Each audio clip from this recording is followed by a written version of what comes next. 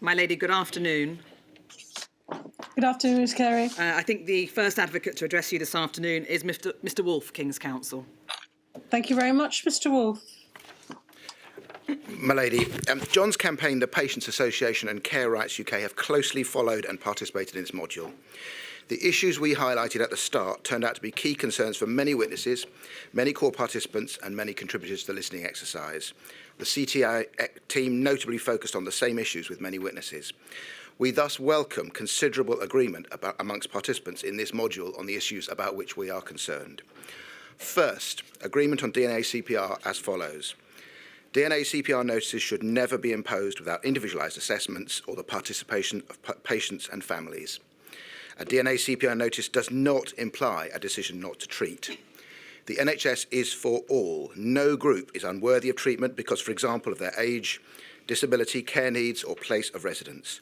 All lives are of equal value, and health policies and practices must reflect those things. Secondly, my lady, agreement on virtual consultations as follows. Virtual consultations facilitated healthcare access for some, but they were not for everyone. They were not for the digitally excluded, not for some older and disabled people, and not for people with particular language needs. That, of course, is an ongoing problem. Third, agreement that the greatly increased reliance on NHS 111 had similar shortcomings, again, is an ongoing problem. Fourth, agreement that excluding familiar carers, and visitors from healthcare settings harmed patients, their loved ones and healthcare staff. Fifth, agreement that decisions without proper consultation with directly affected people were not good decisions, including decisions on IPC measures. On the basis of those agreements, we point to some key themes coming from this module. The first theme is the core importance that people's loved ones have in their lives. We recall moving evidence from members of the COVID bereaved groups, from impact films and from Every Story Matters. We note the measures voluntarily adopted by members of the Clinically Vulnerable Families Group and many others to keep their loved ones safe. It may seem trite to say that we love our loved ones, but COVID and the policies introduced to manage it highlighted the strength of our attachments, the way that they order and shape our lives, and the way that they impact on our well-being. That realisation must be built upon. It must heighten our concern for those without immediate family whose suffering may otherwise go unnoticed. My lady, the second theme we draw is the sheer diversity and variety of people and the uniqueness of their personal and medical needs, as seen from the witnesses speaking for older people, for disabled people, for people of colour, expectant and postpartum mothers, and whenever individual voices have been heard. That's closely related, my lady, to the third theme we've noticed, the unanimity of witnesses saying that high-quality healthcare is person-centred. That means a GP focusing on a patient in their community, a specialist nurse assessing a particular course of treatment, or a nurse providing effective, compassionate care. A patient-centred healthcare system must ensure the patient's voice is heard. Likewise, their chosen representative, like a friend or family member, who is the, quote, expert in that person. Similarly, even in a pandemic, quality matters. We've heard too many accounts of quality standards, human rights and ethical principles being abandoned, or least worst decisions being made. We challenge the wisdom of that approach. And of course, our healthcare system should serve people, not institutions. The patient's rights must be at the heart of how the system operates, not peripheral to it. We also stress that the NHS staff are vital people within the system who must be protected and supported. And if family carers are understood as equally part of the patient's team, there needs to be no conflict of interest. A final, less well-articulated theme has been the extent to which, in the pandemic, private individuals stepped up to fill the gaps to try and compensate for failures in the public healthcare system. We have in mind the nearly 5 million people who newly became additional unpaid familial carers, in effect, unacknowledged healthcare workers, when patients were discharged from hospital prematurely, when operations were cancelled, when regular treatments and community support were unavailable. They brought the UK unpaid carer total to perhaps 13.8 million, yet they were and remain overlooked, unsupported and often excluded. Standing back from those things, my lady, we are concerned how much the pandemic pressure exposed lack of capacity in the healthcare system. So many of the people for whom we speak were denied treatment or had to endure long and damaging postponements, often with poor communication and little apparent recognition of their plight. That was a huge problem. But today we focus on just one element within it. That is the exclusion of people's carers, relatives and friends, both as a denial of person-centeredness and as an example of making bad worse. That happened because there was little recognition of the important difference between social visitors and familial carers. The latter always ought to be being treated as indispensable members of the patient's care team. In that regard, the inquiry heard of the terrible impact of excluding carers, relatives and friends that had on patients and their loved ones, particularly at the key moments of birth and death, but also potentially jeopardising the success of the very treatment for which a person had been admitted. For those living with dementia, other cognitive impairments or communication difficulties, exclusion of a carer meant that their safety as well as the quality of their care and treatment was put at risk. Even the legality of treatment interventions became questionable when proper consent was not obtained. Belated modification of blanket exclusion policies, frequent changes in guidance and the psychological effect of initial prohibitions on fearful and overstretched staff meant that carer access was still too often refused, even when the guidance improved. Those wards in hospitals which successfully welcomed carers, on the other hand, showed this was possible and beneficial. Variability within the system added to distress where access was denied. Patients particularly impacted were often those with entitled to reasonable adjustments under the Equality Act. We note policies of local discretion. We say unsupported, they gave an unsupported by clear understanding of patients' needs. They proved damagingly inadequate. Then, in breach of the top-down advice, dying patients were often refused the comfort of someone they loved. We can only imagine the suffering and distress this must have caused to dying people. It caused long-term harm to their survivors. It must never happen again. The inquiries also heard that it was not just patients and their families who suffered as a result of the overly restrictive visiting practices. Many healthcare staff also experienced moral injury and distress as they held iPads to dying patients or felt their ability to provide quality healthcare undermined by the absence of a patient's family. We must note that many witnesses agreed that familial carers should have been allowed to support patients in healthcare settings at all times. For example, Stephen Powis agreed there should have been clearer earlier that visitors with dementia, but patients with dementia and learning disabilities were expressly permitted. Matt Hancock suggested guidance for future pandemic needs to make this clear. The chief nursing officers of all 4 nations all agreed. And Amanda Pritchard agreed that families should have been more involved in discharge planning and patient experience teams more involved in helping ensure dialogue with families. My lady, those things are ongoing issues. We welcome just 3 points. We make 3 points going forward arising from those concerns. First, Charlotte McArdle, having attempted a Partners in Care scheme for Northern Ireland, is helping develop a clear, inclusive policy for adoption by NHS England. That would be a welcome start, but more will be needed. Second, future pandemic planning must ensure patients receiving healthcare in any setting have the clear right to necessary personal support. Planning can then focus on practical ways to make that happen, even in difficult circumstances. Consideration must also be given to how best to support the individual needs of people who don't have support from family or friends. Third, although there are existing statutory obligations that should have guided how decisions were made, even in emergencies, they fell by the wayside in the pandemic. We mentioned 5 of them. The duty to promote the involvement of patients in Section 13H of the NHS Act. The NHS's constitution commitment underpinned by a statutory obligation in Section 2 of the Health Act to put the patient at the heart of everything the NHS does. The Human Rights Act 1998, which requires individualised assessments to ensure protection of individual rights. Obligations of non-discrimination and obligations to make reasonable adjustments, along with the public sector equality duty in the Equality Act. And finally, the duty to consult families to make best interest decisions under the Mental Capacity Act. We learned during the pandemic and from the evidence in this module that at times of fear and overwork, hasty and poorly thought out decisions were made, both at a senior and junior level, without adequate or any regard to these essential legal requirements. We asked the inquiry to re-emphasise the centrality of law and its supremacy over guidance. We also suggest that training for all healthcare workers should include awareness of these legal principles and how they apply and how they should apply them in their everyday practice. We then specifically asked the inquiry to recommend 3 things. First, the establishment of better complaints and feedback processes for patients and their families. They need a clear point of contact in every institution, large or small, to help with the enforcement of existing protective obligations and identify difficulties. Secondly, the establishment of proper systems of consultation with patients, their loved ones and representatives, including representative patient groups and organisations, when steps are being proposed that will have a direct impact on their well-being. Such input should not be just sought, it should be acted upon.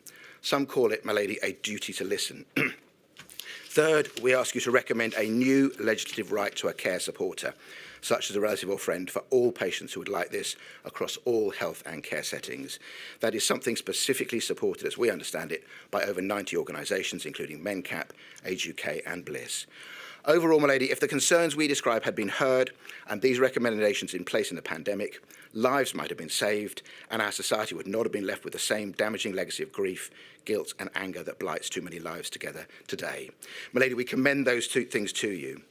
Finally, my lady, before I sit down, can I just thank the inquiry team and your good self for the way it's all been conducted in this process. Without your good humour and the way it's been conducted, it wouldn't have been the same. And can we extend a special thanks, please, to the staff and other workers at Dorland House for their assistance in every matter. Lady, I'm grateful. Thank you very much, Mr. Wolf, and thank you to the people at Dorland House who try to do their best to make everyone feel as comfortable as possible. Mr. Wagner. Thank you. Good afternoon, my lady. I represent clinically vulnerable families. I'm assisted by Daniela Waddup and Rosa Palaschek, and we're instructed by Kim Harrison and Shane Smith of Slater and Gordon. I must begin where Mr. Wolf ended by also thanking the inquiry staff and particularly the inquiry team as well, and it would be remiss of me not to do so. The vast majority of people who died in the pandemic were clinically vulnerable, including many healthcare workers and people who caught COVID-19 in hospitals, which was supposed to be places of safety. The aim of these brief oral submissions is not to focus on what went wrong, but to assist the inquiry in its important forward-looking perspective, to use Ms. Carey's words in the opening submissions, by focusing on concrete recommendations. Most urgently, we need to make healthcare safe for clinically vulnerable people. It bears repeating. We need to make healthcare safe for clinically vulnerable people. And by making it safe for them, by improving ventilation and putting in place other protective measures, we make it safe for others too. My first section of 3 is on shielding. It's clear from the impact and Every Story Matters evidence that behind the CEV, clinically extremely vulnerable label, lies a diverse group of people with hugely varied individual circumstances. But the important role of shielding in providing a passport to enable vulnerable people to access essential support is clear. For example, the right to work from home. Shielding letters functioned as a footnote. Entitlement to statutory sick pay if unable to work. Food and essential medication deliveries. And later, priority access to vaccines. These were incredibly important support measures. There were, however, significant problems with the shielding programme. The communications were at times frightening and disempowering. Dr. Catherine Finnis gave this evidence about text messages telling clinically extremely vulnerable people to keep a hospital bag by the front door. She said, "These were very frightening messages to a group of people who hadn't really been given any information on how to reduce their risk. Many CEV people didn't see themselves as vulnerable. Indeed, I didn't. I was a part, or am a part of society, community. I have a job. I have a child. A lot of us were in those situations, and then suddenly we were disempowered hugely by really being just told to stay at home. We really didn't know what to do. We felt really stuck." The Chief Medical Officer for Northern Ireland, Professor McBride, recognised the approach that was taken in good faith initially did not fully think through the loss of agency and the loss of control that many people would experience. The individual rather than the household approach became unrealistic and unworkable. For example, those with children who were returning from schools. This led to distressing consequences. You heard evidence, milady, of family members sleeping in a tent in the garden to avoid the risk of infection from their family. It was no wonder that the limited studies of those who were living these harsh realities revealed negative mental health impacts. But those were not a necessary consequence of shielding. They related to the execution and the design of what was, after all, an experimental programme. Execution. The systems for identifying those who needed to shield weren't up to the scale of the challenge.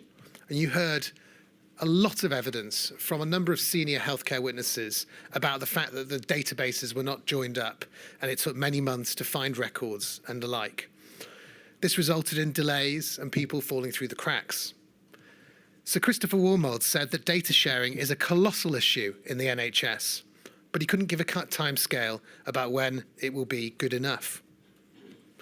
Communications. Sir Chris Whitty said, "You cannot over-communicate when someone has been essentially taken out of society.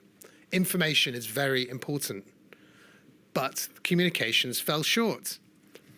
As recognised by the Chief Medical Officer for Wales, Frank Atherton, he was sure that many of those who shielded felt comms let them down, and we need to learn from that. Sir Chris Whitty said, Sir Patrick Vallance and I were only on TV when we were asked. I tried to signpost information, but clearly this was inadequate and a hopeless way of trying to achieve this aim. And communications were not regular enough. And when they did come, the advice was incomplete. They didn't focus enough on the practical realities of individuals' varying capabilities to comply with the guidance. They didn't focus enough on the scientific rationale for the advice. They underemphasised the importance of non-COVID-19 conditions and making sure that people went to get healthcare treatment. They didn't focus enough on the steps that might have alleviated the short and long-term effects of shielding. And perhaps most importantly, there simply wasn't enough information about the virus itself and practical steps people could take to protect themselves, empowering them, not disempowering them. Timing. Shielding was paused too soon and too abruptly, particularly in England, reflecting the government's overwhelming drive to return to normality and reopen the economy, to eat out, to help out. It was known that, despite the relatively low rates in August 2020, exponential growth was likely to restart once restrictions were lifted. And of course, in August 2020, there were no vaccines and no mitigations like ventilations and masks, no prophylactics, meaning that clinically extremely vulnerable remained at risk. Ending shielding in September 2021, the reliance on the availability of the vaccine and antiviral treatments was undermined by the fact that the vaccines didn't work or didn't work well for many clinically extremely vulnerable people. And access to antivirals was and is beset with problems. And we reiterate, my lady, our concern that the antivirals issue may fall through the cracks of modules 3 and 4, given that it wasn't focused on at all in the oral hearings, at least, of module 3. There was also a lack of transitional and long-term support after shielding ended. Despite the recognition of Dame Jenny Harries, Sir Sajid Javid and others that pausing and ending shielding had to be handled sensitively, for many it was like falling off a cliff. There was a marked lack of transitional support to bridge the gap between the passporting protections and the enhanced protection programme, and then from the enhanced protection programme to nothing. The effect was that the CEV were thrust into a world where the public were being given false confidence that the virus no longer posed a significant threat, but not given the protections they needed to guard against that ongoing threat. What about the clinically vulnerable, as opposed to the clinically extremely vulnerable? The wider clinically vulnerable group suffered disproportionately from the viruses, but fell between the cracks of the pandemic policies. They were not shielded. They weren't actively contacted or informed about that higher level of risk. Many didn't find out about that higher level of risk until they were invited to a vaccination in 2021. There were no employment protections, no help getting drugs from pharmacies, no statutory sick pay. We accept, of course, there had to be a cut-off. But as Professor Snooks described it, it was an almost arbitrary one. More careful thought was required about how better to protect this group on a spectrum rather than an arbitrary cutoff. What happens next time? We say that Professor Snooks goes too far to rule out any form of shielding ever again. Her evidence about effectiveness is an outlier in this inquiry and is not well supported. For example, contradicted by the CMO's technical report, Sir Chris Whitty, Sir Frank Atherton, Dame Jenny Harries, Matt Hancock and others. We submit that the core focus in any future pandemic should be that it is the duty of government to protect those who are vulnerable. There should be a shift to personal responsibility and individual risk assessment. More broadly, only government can make structural changes so that the vulnerable are protected from a virus and are identified more efficiently. The government and the NHS needs to grapple with the data issues, accept that these are complex and will require resources to fix. We need to lay the groundwork now so that a Q-COVID type algorithm that identifies people who are most at risk can be rolled out faster. It's not good enough that it would take months, as Dame Jenny Harries said, to get it back up working again. But anyway, such a tool needs to be the beginning of a personalised clinical decision-making process, not the end. We need to put in place a mechanism to support people to support themselves. And we need to engage clinically vulnerable people so we can better understand what they need.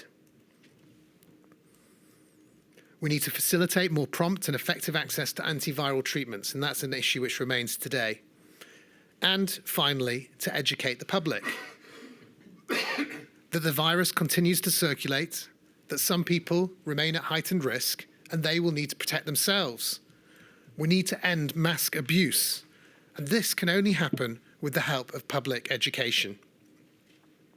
My next topic is making healthcare safe for the clinically vulnerable. You are more likely to catch COVID in hospital than in almost any other setting. That was the words of the former Health Secretary, Matt Hancock, to this inquiry. What an admission, and what a dire reflection on our healthcare system. He also accepted it was not safe clinically to go for some cancer treatment during the pandemic because cancer treatment sometimes involves reducing the immune system. Hospital-acquired infection has been the elephant in the room throughout the Module 3 hearings.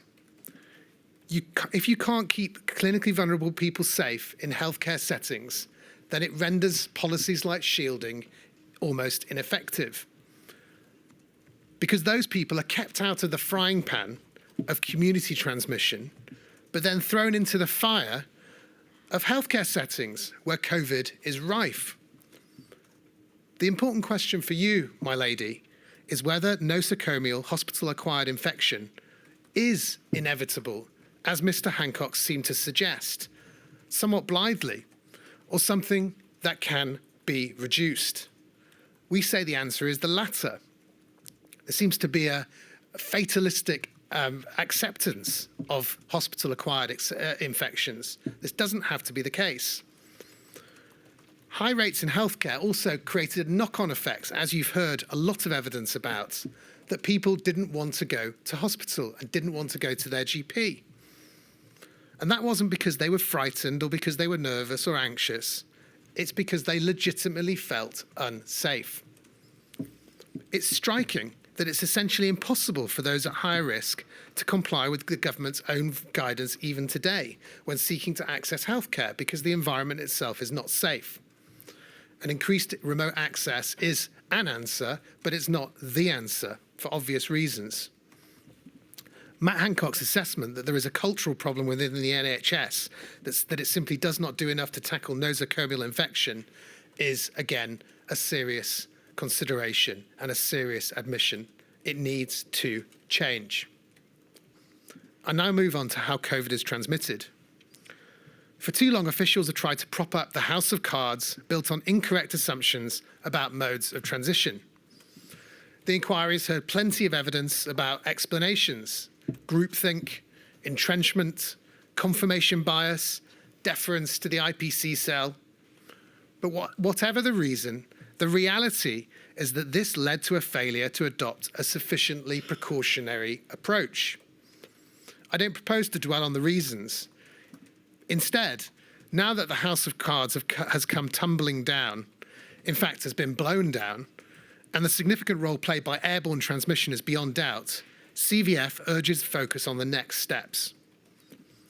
Adequate ventilation has often been something of an afterthought for many IPC professionals, as Professor Beggs said. Now, everyone seems to agree on its importance, from Beggs to Hopkins to Ritchie, and many in between, including the inquiry's own expert, Dr. Shin, who picked this as his headline recommendation. He said, it would be really important to review and improve the NHS estate, particularly in ventilation and isolation capacity. The reason why this is important is because in facing any epidemic or future pandemic, if the legacy inadequacies of our NHS estate across the country, which in some places is very old, if that is not improved, we will face the next emergency with the same difficulties that we encountered this COVID pandemic.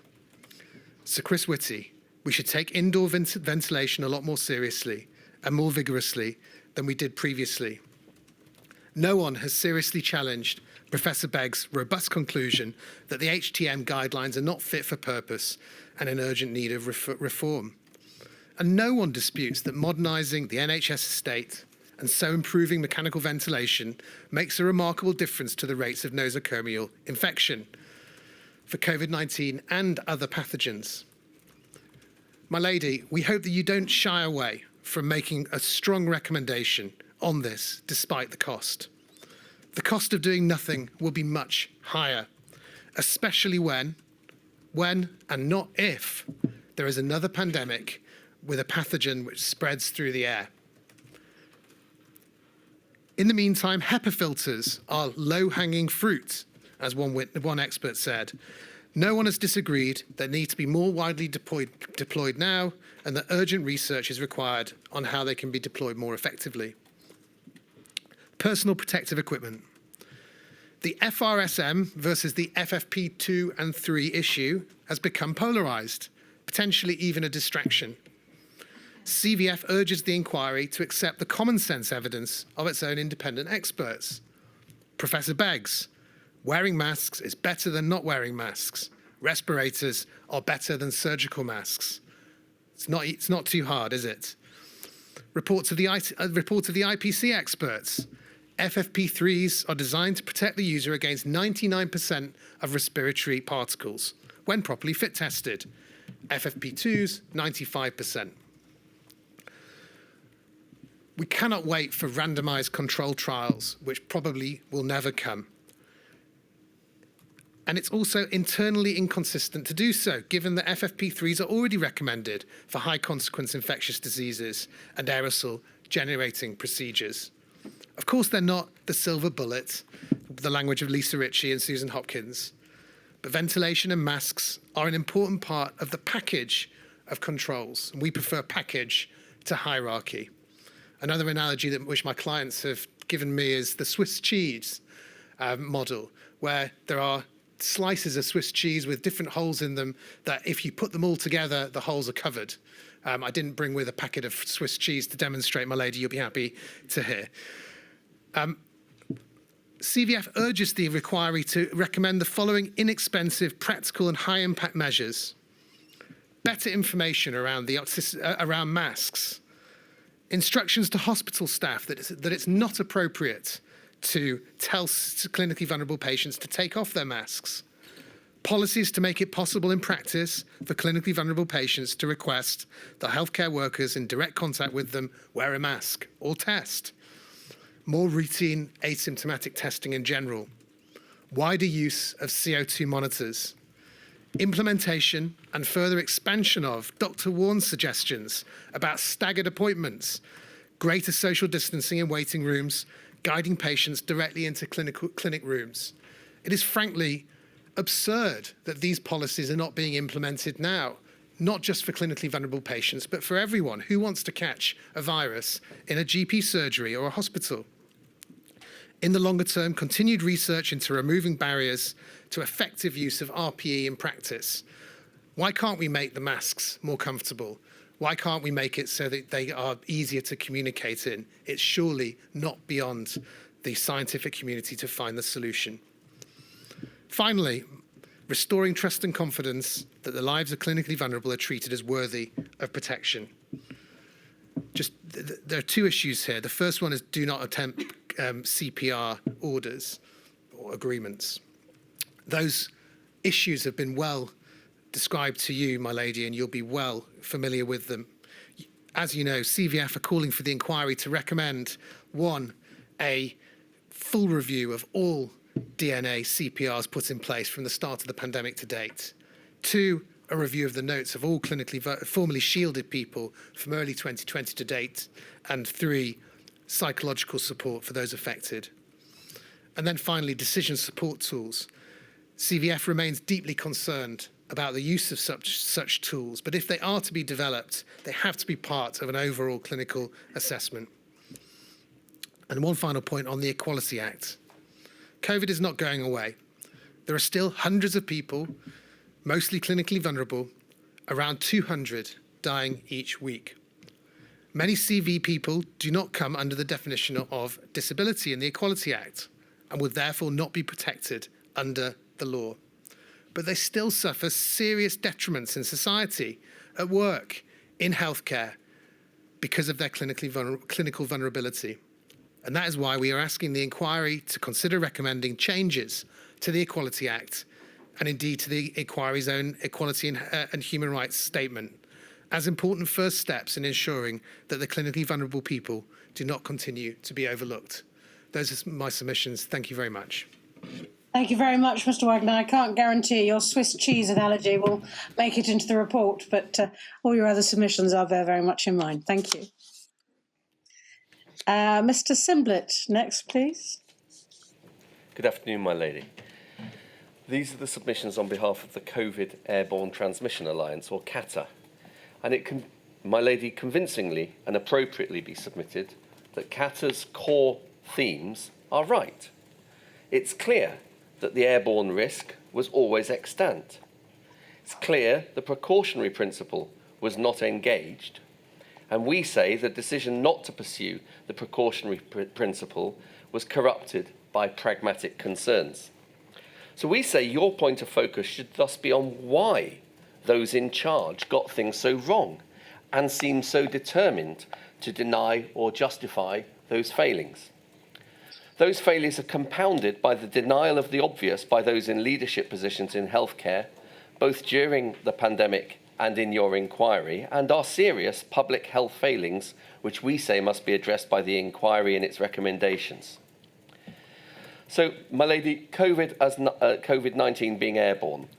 COVID-19 is transmitted by the airborne route, and measures to combat and protect against its spread needed and continue to need to be in place to address that danger.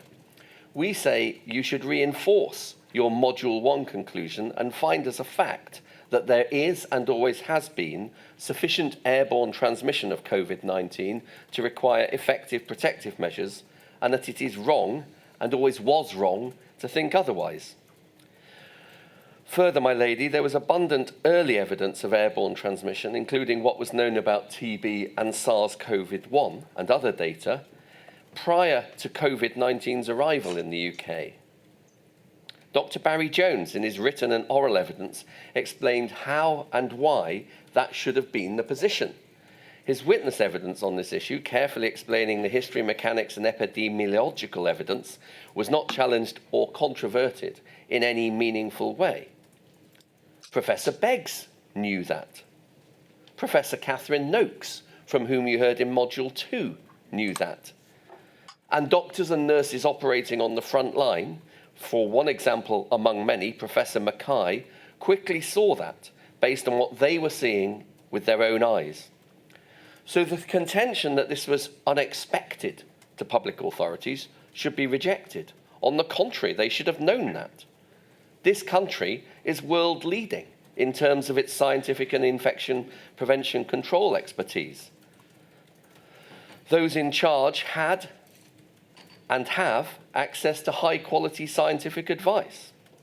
And although many state witnesses have tried to obfuscate the position, the scientific position was clear enough from the very start of the pandemic that airborne transmission was at least a possibility, if not the probable cause. The stark absence of any attempt at analysis equivalent to that of Dr. Jones or of Professor Beggs in any of the disclosure and witness evidence from the state bodies, we say, is telling. We began this oral hearing, this final hearing, with the observation that the airborne nature of COVID had now become orthodoxy. These last 10 weeks show how clear that is, and indeed we invite you to go further. We say the absence of proper challenge and evidence to justify the state's position means that you can make a finding that the outright denial of the airborne transmission route was never justifiable. As has become increasingly obvious during this inquiry, the state body's narrative has moved from denial of airborne to possibility of airborne to, yes, some airborne, but not predominantly. But in real life, working in close contact healthcare, predominance is completely irrelevant. General ventilation will not protect patients or healthcare workers. If COVID is airborne to any extent, patients and healthcare workers need and needed protection, as is required also by the law. But, my lady, even if there had been scientific uncertainty, as is still claimed by bodies such as the UK HSA, then health and safety legislation and the precautionary principle apply. So on the precautionary principle, we say even more problematic than the denial of airborne transmission was the failure to apply the precautionary principle. The claimed uncertainty about modes of transmission and scientific knowledge at the time does not begin to explain why measures were not taken to address the obvious possibility of airborne transmission. Professor Noakes's evidence to Module 2 accurately described, although the evidence at the outset was weak, in truth it was weak for all transmission routes. I think there was just a tendency to assume the other transmission routes and then require evidence for airborne transmission. So, that being the position, why did key decision makers close their own eyes to the evidence and to the science? We say this is not about the balance of risk, as Ms. Gray characterised it this morning. The failure to pursue the precautionary approach was not a scientific failure, but a political one.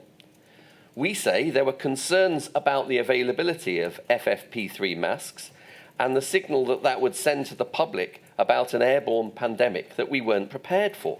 Those considerations predominated over technical scientific advice in the development of IPC guidance, and in short, the process of standard setting was either corrupted by those concerns, as Kata would say, or taken into account, as Matt Hancock did say. Indeed, Mr. Hancock was very clear that he thought that the development of IPC guidance was and should have been influenced by these considerations. So in that vein, my lady, you may well think that Laura Imrie's acknowledgement that the UK IPC cell took supply into account was more compelling than her later attempted retreat from that concession.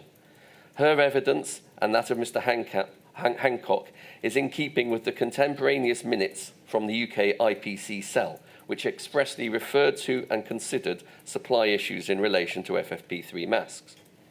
Yet, my lady, supply is only one part of the failure. You need to consider the even still unexplained decision to redesignate COVID as droplet transmitted instead of airborne. We invite you to find that science was following the politics. The government tried to make its COVID-19 response fit the pandemic that had been prepared for, not the pandemic actually presenting. So dissent became a direct challenge to the reputations of those who had taken those decisions and caused them to take even more entrenched positions. And of course, my lady, another course was possible. The government could have said to the public and healthcare workers that we are not as prepared for a virus of this nature as we would want to be, and we will need to make temporary accommodations with good enough protections while we look for the right ones. It could have been candid, but that it would need the cooperation, support and innovation of healthcare workers and the public to get through those challenges. That would have demonstrated leadership, honesty and integrity, which Kata says sadly was absent. And this is why, my lady, there needed to be Kata. Kata in its previous incarnations came about only because the response to this flawed approach was necessary to try and shift people in entrenched positions to see the problems that they had caused, alerted by experienced clinicians and those working in healthcare settings who were seeing in real time the consequences of those policy failures. The concerns that Kata had about the official guidance being published and promoted should not have been dismissed as some sort of crankish or disruptive position. Kata was wrongly continually ignored. What we have heard in this inquiry shows they should have been listened to. The inquiry's heard abundant evidence from people on the ground who considered that the IPC guidance was unclear and contrary to their own clinical information, including clear evidence about how people were getting COVID in ways that could not be explained by droplet or fomite transmission. Essentially, the failure to listen to stakeholders like CATA at the time when a different course could have been taken is one of the most serious failures of this pandemic. The response by Ms Imrie that she would want to hear from anyone but CATA was at least refreshingly honest, but the failure to reflect and learn gives rise to very serious concerns about responses to the next pandemic. I want now to make some further observations on some of the evidence you've heard. Given the profound importance of the IPC guidance, CATA had hoped that state witnesses would have come to this inquiry and answered questions candidly. Regrettably, no individual or group, organisation or group takes responsibility for the decisions around IPC, RPE or airborne transmission. We say this is because they understand how badly things have gone wrong. Indeed, you may think that had the IPC arrangements been a resounding success, those same witnesses would have been clamouring to take the credit. Instead, nobody says, "It was me." Every witness seeks to deflect responsibility onto any other number of other groups, organisations or individuals, which we say is of itself a structural failure. We now know that the UK IPC cell was de facto the central government body evaluating and determining issues of transmission, appropriate RPE and healthcare worker infection prevention controls. Although it received inputs from other organisations such as SAGE and the EMG or NerveTag, it discussed and determined its response to those inputs. So the fact that the entire edifice appears to be the work of 4 individuals working for ARHI, carrying out rapid reviews with no clear methodology, is a real concern, particularly when that work became the institutional position for one of the 4 constituent public health agencies. You may think that when that work was being discussed in the UK IPC cell meetings, there was an unacceptably restrictive base of expertise. Vital additional expertise from disciplines like engineering or physics were excluded. Key sectors, such as the ambulance sector, were inadequately represented. This had real-world consequences, as explained by Tracy Nichols, or John's evidence in the first impact video, one of the most affecting pieces of evidence in the inquiry. Even within the cell, a small handful of people became the true decision takers. What they called consensus was really just what some key people, including Lisa Ritchie and the ARHI personnel, thought should happen. Sustained and consistent dissent from December 2020 onwards from Public Health England and belatedly the UK HSA concerning airborne transmission and the wider use of FFP3 masks was brushed aside. This consensus view is also fundamentally dangerous. Essentially, consensus is a popularity test for an agreement rather than seeking the right answer based on facts. Those problems were compounded by there being insufficient safeguards in relation to what was produced by the UK IPC cell. Public health bodies did not re-review the guidance before publishing it. The witnesses from Public Health Wales and Public Health Agency in Northern Ireland said that in their oral evidence. The CNOs and CMOs did not review the guidance, despite having oversight responsibility. Those involved in the IPC cell have demonstrated, even in their evidence at this inquiry, they would rather maintain wrong thinking than admit those failures. Lisa Ritchie's extraordinary answer that she still today considers COVID-19 as primarily transmitted by droplet and contact methods, and Laura Imrie not wanting input from experts who such as CATA, but preferring to take scientific advice from a small panel, including a former and recently qualified dentist, we say are examples of those problems continuing. Yesterday's submissions from Mr. Rorat for UK HSA will be addressed in writing, but 1, the contention that PHE had to act on evidence that previous viruses were spread by contact and respiratory routes ignores the fact that the decision on 17th of March 2020 only recognised droplet and excluded airborne. Secondly, the contended lack of high-quality evidence on the advantages of FFP3 masks over FRSMs ignores the impossibility of controlled trials of masks. So the absence of such evidence cannot sensibly override the obvious. Masks that prevent aerosols travelling person to person are infinitely better than those that are not. And thirdly, what has been relied on as being in relation to the negative effects of FFP3. Why should healthcare workers not be able to make a judgment for themselves and balance the discomfort of an FFP3 mask against the harm of a virus causing death or serious disability? They've not been listening and I'm afraid will not learn. In this topic, also the production and dogmatic insistence on the AGP list, you may conclude, was either about rationing or, worse, seeking to provide false reassurance to healthcare workers. Ultimately, this AGP list and the debate around it was pointless because the rationale was flawed. The fact that the list itself became the subject of arguments distracted from the futility of the list itself. Obviously, many ill people will generate aerosols from a cough. A symptom of COVID is coughing. Professor Banfield agreed, a cough is a cough, whether naturally produced or stimulated by a procedure. The cough and the aerosols generated by it do not change. RPE was obviously required well beyond intensive care. It was similarly unhelpful, in fact ridiculous, for there to be evidence from the IPC cell witnesses that healthcare workers could carry out their own risk assessments. As Dr. Barry Jones said in his evidence, local risk assessments are impossible, especially since most healthcare occurs within 1 metre of patients, and the guidance mandated FRSMs within 2 metres. Ultimately, these risk assessments are impossible to carry out when they were being misled as to the routes of COVID-19's transmission. Also, staff were prevented from responding to risk in front of them. You have statements from CATA members, Dr. Natalie McDermott and Dr. Gillian Higgins. Natalie McDermott's an international expert in infectious diseases, but when she and separately Gillian Higgins tried to procure their own suitable respiratory protective equipment, they were rebuffed.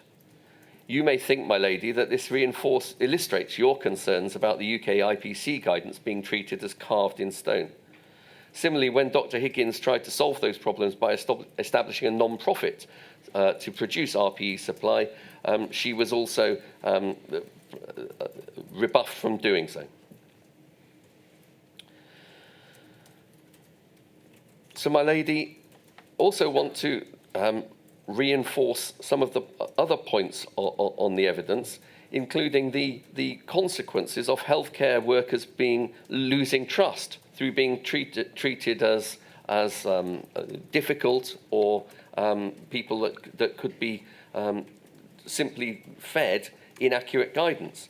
Trust in IPC measures and its importance was reinforced by your expert, Professor Dinah Gould, winning hearts and minds. This trust has been catastrophically lost during the pandemic, and it requires serious action to win it back now. In making your recommendations, my lady, you will need to consider why there was such obdurate determination from the government and NHS institutions dogmatically to adhere to this flawed thinking in the face of informed voices producing evidence to the contrary. So we say that healthcare workers can no longer have confidence in the current IPC leadership. The evidence that you've heard from the IPC witnesses is unhelpful, and going forward, healthcare workers are not going to be able to have their trust restored in that. The NHS and other public health bodies have a leadership issue, speaks to wider cultural issues within healthcare, which have already been laid bare by other investigations. The contribution to this inquiry of those in leadership positions has the potential for far-reaching consequences on the confidence of the healthcare worker professions and also the ability of the system to respond to major healthcare crises in the future. Deflection and covering up will not do.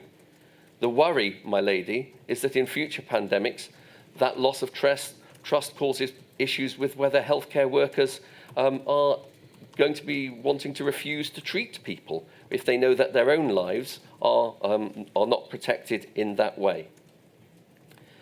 Obviously, leadership and decision-making involve a series of high-risk, serious decisions made under pressure, sometimes with incomplete information.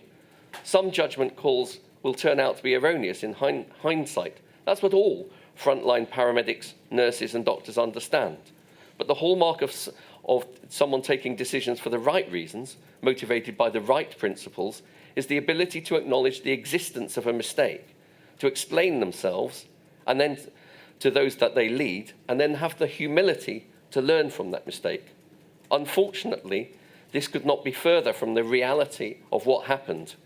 The inquiries heard from those involved in decision-making around airborne transmission and appropriate RPE. Denial, obfuscation, and evasion has unfortunately been the hallmark of that evidence, and your recommendations will need to address measures to restore trust. CATA's written submissions will contain suggested recommendations that are pragmatic and forward-looking suggestions for our healthcare system so that patients and staff can be better protected in the future. CATA is pleased to have participated in this module and looks forward to your recommendations, my lady. Thank you very much. Thank you very much, Mr. Simblick. Mr. Wagner, I think you're back up. Could you take a break, perhaps? Sure.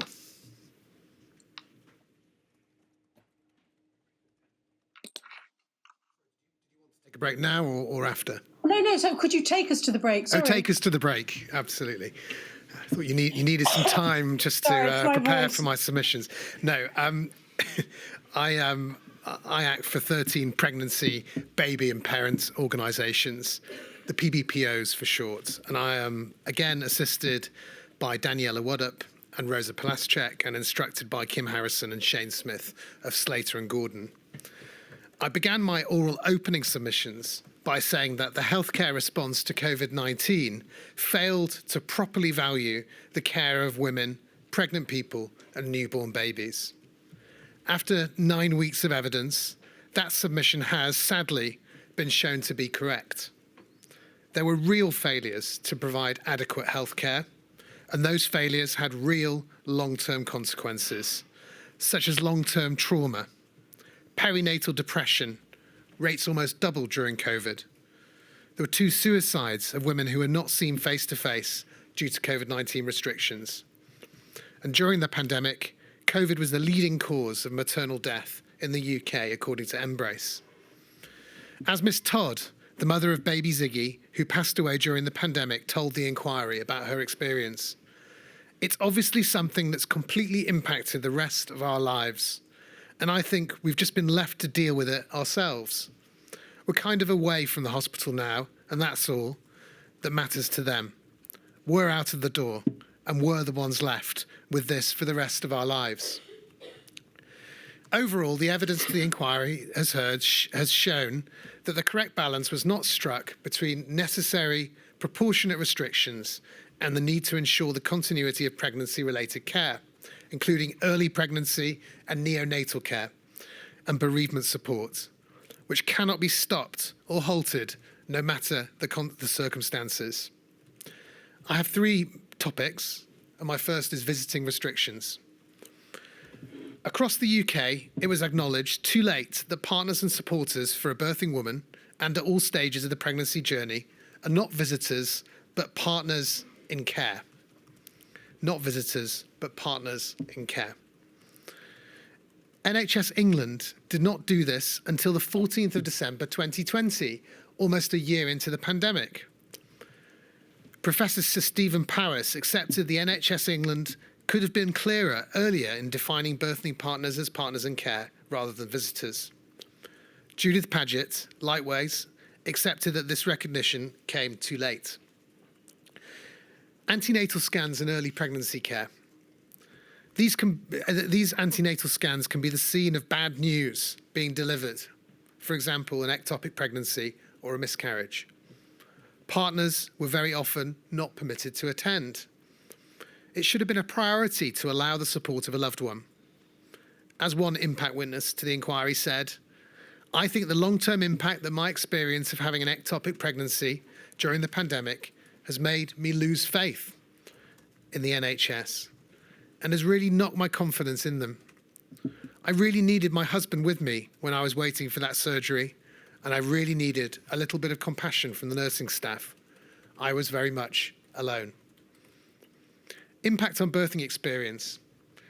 Jenny Ward, the PBPO's representative, explained to the inquiry the role of a birth partner in advocating for a woman during birth and assisting healthcare staff in flagging, for example, when a woman is deteriorating.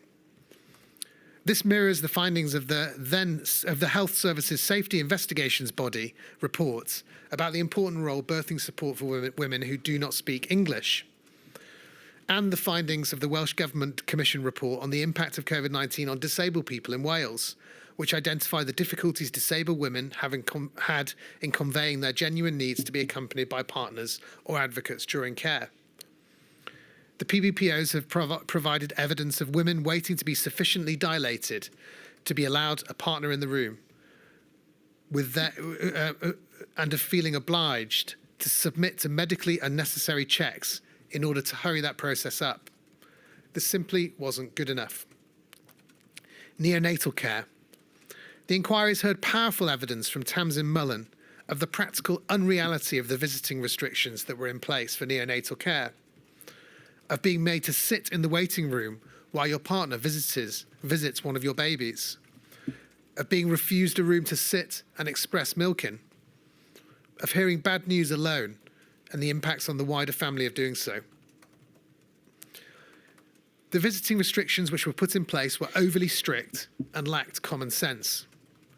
There was no justification for preventing parents who lived in the same household from being together in the hospital. PPE was often not offered or enforced on wards to allow better visiting access. Rules were enforced too strictly. For example, refusing to allow Miss Mullen and her partner to visit their twin neonatal babies together, even once the babies were in a private room, away from all the other babies. Rules were seemingly arbitrary, such as enforcing a divide between women in active labour and those who were insufficiently progressed. And this resulted in some partners missing the birth of their child completely. Other women were simply left alone for hours. The visiting restrictions did not reflect robust science. Lisa Ritchie, Professor Fu Menkau, Aidan Dawson, Dr. Shin and Dr. Warren all said essentially the same thing, that visiting restrictions were not assessed by the IPC cell or subjected to rigorous analysis from an infection prevention and control perspective. Although the IPC experts considered that visiting restrictions were necessary at the outset, they appeared to have misunderstood the extent to which exceptions were built into that guidance. The PBPOs gave evidence that it was not accurate to say that such exceptions were built in for early pregnancy, neonates, newborn babies, and for many of those in labour. In many cases, exceptions did not exist until well into 2022. The IPC experts did recognise that there was a difference where the carer is somebody who is already living with the patient, because they already have the same exposure and risks already.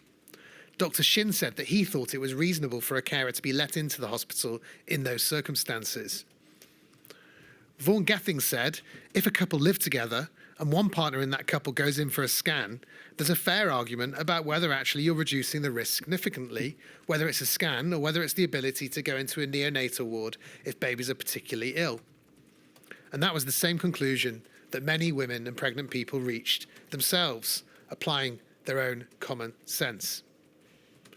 The postcode lottery. There were real downsides to having a different local regime for both the patients and their families and staff. It created a real anxiety for women entering a hospital that they didn't know which restrictions they would face, even compared to the hospital that was down the road. The clear impression from the Royal College of Midwives evidence was that staff were fearful and anxious and found the absence of PPE concerning. And we do not criticise them for that. Of course, staff were under huge pressure and the PBPOs believed they were doing their absolute best. But we say there is a real risk that this may have influenced decisions on visiting rules and led to stricter rules than were actually necessary. Many healthcare leaders also took the view that later specific guidance on allowing more caregiving support in maternity-related care had solved initial problems without acknowledging there continued to be a postcode lottery. To the PBPO's knowledge, there was no systematic monitoring of local systems to ensure that they were consistent and properly reflected local infection rates, or that all alternatives had been tried, such as PPE and testing. It was, frankly, a mess. There were unacceptable delays across the UK, but especially in England and Wales, in updating and promoting visiting guidance during 2020. Wales, Scotland and Northern Ireland did not issue national guidance until early to mid-July 2020, months after the pandemic began. Worse, NHS England didn't publish any guidance until December 2020. In all those cases, there was still a large emphasis on local risk assessments. There's no good explanation about why this took so long. And we say, my lady, that you should take seriously the suggestion from some witnesses that services mainly involving care for women were deprioritised because they mainly involved care for women. In terms of guidance on neonatal care and both parents having unrestricted access, there were serious delays. There was no reporting and therefore no monitoring in England at all on visiting restrictions in neonatal care until June 2021. And it took until May 2022 in Wales for visiting guidance to be updated to allow unrestricted access to newborn babies for both parents. And no explanation has been given for that delay. Once testing was available, there was limited efforts to focus testing resources on maternity services. It just wasn't enough, and it was often delayed. The PBPOs welcomed the recognition from some senior witnesses that visiting rules did not strike the right balance. Chief Nursing Officer Ruth May said maternity visiting guidance could have been more specific earlier about extending access for birthing women to their partners throughout the entirety of labour. She said this would have been better for women, for partners and for staff. Chief Nursing Officer Jean White said she was certainly affected by the Bliss report that described the impact of not having parents seen as a unit in neonatal care. And I think on reflection, I would have said they should always have been a pair. Baroness Morgan agreed and said that if she had her time again, she would definitely have introduced guidance for birthing partners being recognised as partners in care earlier. Sir Stephen Powis said much the same. He said it was a lesson for next time. There was a notable contrast in the evidence of Matt Hancock, who, despite being aware of concerns about visiting since at least June 2020, insisted the restrictions were appropriate. Though you may consider, your ladyship, that this reflected Mr. Hancock's overall reluctance to accept that anything should have been done differently. Vaughan Gething said, in hindsight, more might have been done to enable visits. Jean Freeman of NHS Scotland thought the issue with operational delivery of the national guidance was too strict, particularly as the virus was better understood later. PPE and RPE. The PBPOs, along with other healthcare organisations, have consistently expressed concerns about blanket approaches to PPE and mask wearing in maternity settings. For example, neonatal wards. Skin-to-skin care between parents and new babies is an evidence-based intervention that supports physical well-being of a neonate, as well as the emotional health of the parent. The inquiries heard evidence of a lack of joined-up thinking across the 4 nations on these issues. My second main topic is women and pregnant people's healthcare. The inquiries heard evidence that stark central government directives to stay at home had the unfortunate consequence of discouraging pregnant people who needed healthcare from going to get that healthcare. As Jenny Ward noted, some conditions in pregnancy can only be picked up at face-to-face consultations. Some women delayed access to care because of fears of going to hospital, and those who were in digital poverty or who had pre-existing inequalities were shut out of remote access. Dame Ruth May accepted that in hindsight the message should have been stay at home, but not if you're pregnant. We agree. Evidence suggests that there was a particular reluctance to access maternity services from Black, Asian and minority ethnic communities. And this was another serious problem that needs to be considered in your report, my lady. Overall, there was belated recognition of maternity care being essential. This should have been locked in from the start. And again, I ask, was it not so because it was care that mainly involved women?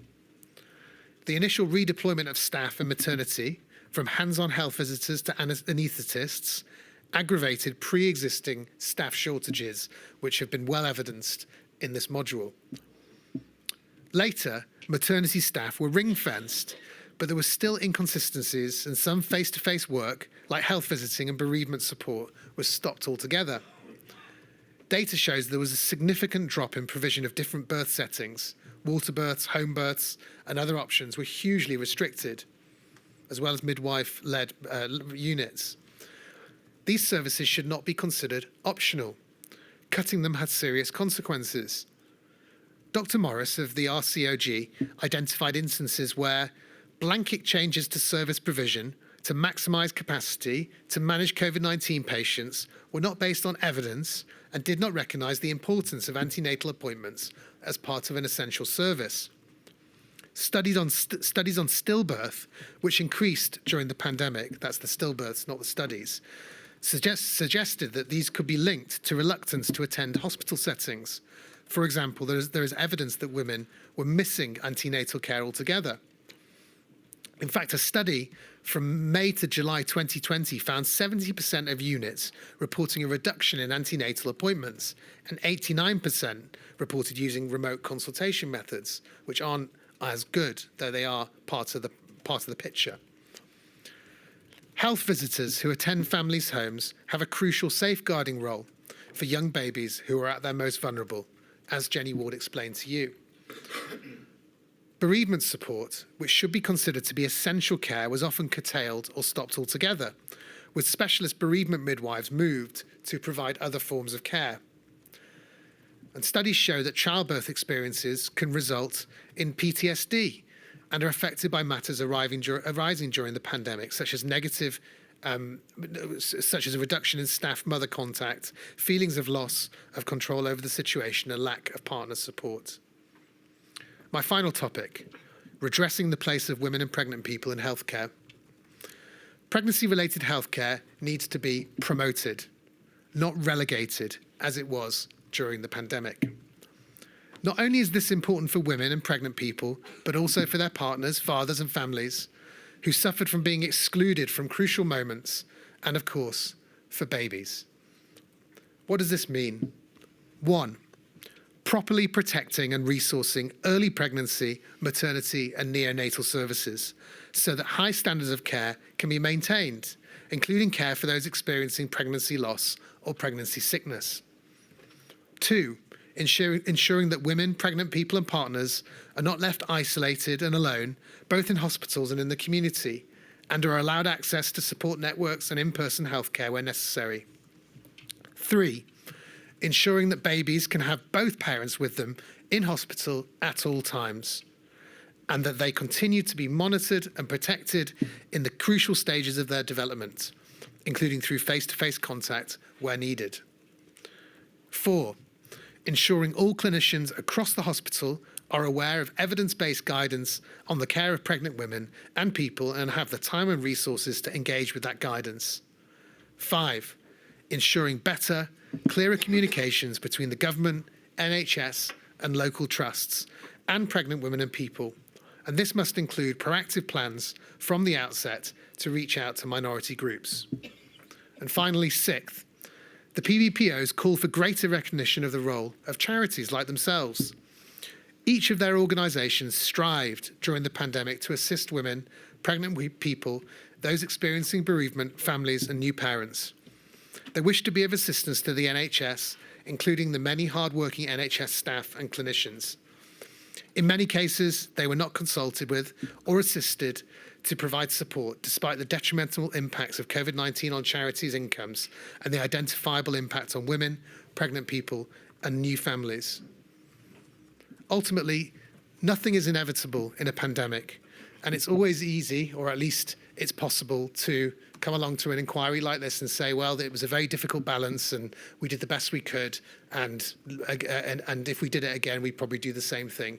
However, here, there were clear harms, there were clear improvements that could have been made, and a clear difference could have been made for women, pregnant people and their families. Thank you. Those are my submissions. Thank you very much indeed, Mr. Wagner. Very helpful and constructive. Thank you. I shall take the break now and return at 4:25 for the last session.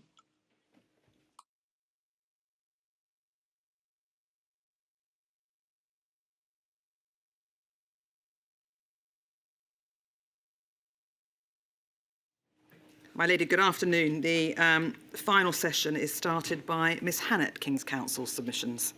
Thank you, Ms. Carrick. Yes, Ms. Hannett. My lady, the long COVID groups in Module 3 are long COVID kids, long COVID physio, long COVID SOS and long COVID support. They are patient advocacy groups who were formed in 2020 to address a gap in the response by government and the National Health Services to COVID-19. The long COVID groups became providers of public health information on the long-term effects of the virus, producers of evidence-based research on the protracted symptoms of COVID-19, and advocates for an effective clinical response to long COVID at healthcare roundtables. The long COVID groups played and continue to play a unique and necessary role in the identification of and response to long COVID. At the outset, the long COVID groups wish to acknowledge the loss suffered by all of the bereaved families and to express their solidarity and support for all surviving victims of COVID-19, represented in this room by the clinically vulnerable families, John's Campaign, Frontline Migrant Health Workers, FEMHO, the TUC, CATA, the Disabilities Charity Consortium, the BMA and RCN, amongst others. In these closing comments, long COVID groups asked the inquiry to learn from their experience and make recommendations to support the around 2 million adults and children who continue now to suffer the harm of long COVID, as well as recommendations to prevent the same harms arising in a future, as yet unknown pandemic. These recommendations are urgent, and the inquiry should therefore consider making interim recommendations. More than once, witnesses to the inquiry have suggested that the pandemic is historic. This is both incorrect and dangerous. The current unmitigated spread of COVID-19 is causing ongoing harm to our public health. Natalie Rogers warned that there will be people in this inquiry hearing room who will contract long COVID. All adults and children are potentially vulnerable to long COVID. In Professor Evans's words, everybody is at risk. The healthcare setting remains a place of particular risk. The inquiry has heard much evidence confirming the airborne nature of transmission of SARS-CoV-2 and of the ongoing inadequacy of PPE supply. This has inevitably resulted in workplace-acquired long COVID. Healthcare workers are not returning to their previous jobs. Some are unable to work at all. Several are working less or in different roles because of long COVID. Inadequate protection from SARS-CoV-2 in healthcare settings puts everyone at risk of infection and the harm of long COVID. Ensuring IPC measures recognise and protect against the airborne nature of the transmission are matters that have real-life consequences for all healthcare workers and patients today. The long COVID groups will provide detailed written closing submissions that identify the findings of fact and the consequential recommendations that we ask the inquiry to make. Today, I propose to address 7 broad themes arising from the evidence that the inquiry has heard, which demand the making of recommendations. Namely, first, the failure by the healthcare systems to recognise and respond to foreseeable long-term sequelae. Second, the absence of public messaging on long COVID. Third, the inadequacy of long COVID care provision for adults. Fourth, the inadequate response of healthcare to long COVID in children and young people. Fifth, the particular adverse impact that long COVID has on healthcare workers. Sixth, long COVID's impact on inequalities in society. And 7, the ongoing indiscriminate risk of long COVID. We signpost the recommendations we invite the inquiry to make in the course of each theme. So turning first to the healthcare system's approach to foreseeable long-term sequelae. Long COVID was foreseeable, yet none of the healthcare systems across the 4 nations prepared for it. The CMOs from all 4 nations confirmed to the inquiry that they recognised the possibility of long-term sequelae early on in the pandemic, but did nothing but wait. It fell to patient advocates to raise the alarm that people may not recover from COVID infection. None of the 4 nations introduced systems of surveillance to track the prevalence and severity of long-term symptoms of COVID-19 at the outset of the pandemic. The long COVID groups filled the initial gap with patient surveys in 2020 and persuaded the ONS to adapt the COVID-19 infection survey to gather data on long COVID. But since that survey ended, there has been no data collection on the prevalence of long COVID. UCSA have said they do not regard the current collection of prevalence data as their responsibility, and neither, it appears, do the public health bodies of the 4 nations. It has therefore fallen through the cracks. The long COVID groups therefore invite the inquiry to endorse witnesses' unanimous call for the resumption of surveillance of the prevalence of long COVID. They also invite the inquiry to recommend that pandemic planning addresses the risks of and makes provision for surveillance and care planning for long-term sequelae. Further, future pandemic responses should incorporate patient advocates into the healthcare response from the outset. Turning second to the absence of public messaging on long COVID.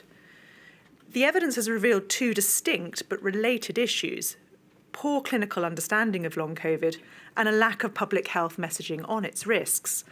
As to the first, the delay in formally recognising long COVID has meant that there is still disbelief of long COVID in the medical profession.